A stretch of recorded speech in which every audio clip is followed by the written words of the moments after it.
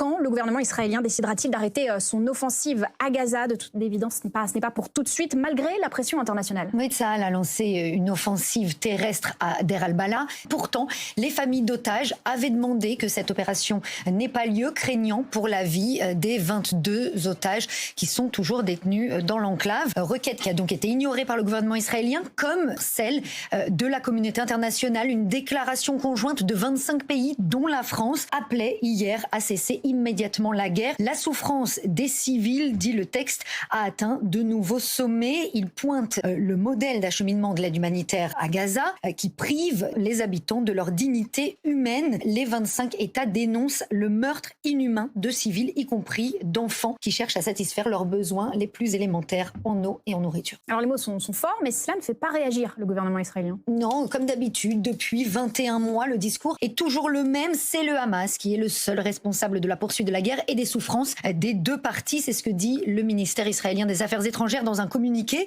ce qui est faux, puisque il y a eu un accord de trêve conclu entre Israël et le Hamas. Il est entré en vigueur en janvier. Il prévoyait dans une deuxième phase la libération des otages en échange d'un retrait israélien de Gaza. Sauf que c'est le gouvernement israélien qui a décidé de ne pas respecter les termes de cet accord, de bloquer l'entrée de l'aide humanitaire à partir de début mars et de poursuivre l'offensive terrestre. Depuis cette date, 8200 personnes de plus ont été tuées, ce qui monte le bilan total à 59 000 Palestiniens tués depuis 21 mois. Pourtant, on les voit de moins en moins, ces victimes. Est-ce que le gouvernement israélien cherche à les invisibiliser? Oui, parce que depuis le 7 octobre, les médias internationaux n'ont pas accès à la bande de Gaza. Donc, on dépend des journalistes palestiniens qui sont ciblés par l'armée israélienne, qui se font tuer en grand nombre. Près de 200 ont trouvé la mort depuis 21 mois. Et ceux qui sont toujours en vie sont à bout de force. D'abord, ils voient ce qui se passe tous les jours. Moralement, c'est très dur. Leurs familles sont impactées. Et puis, eux-mêmes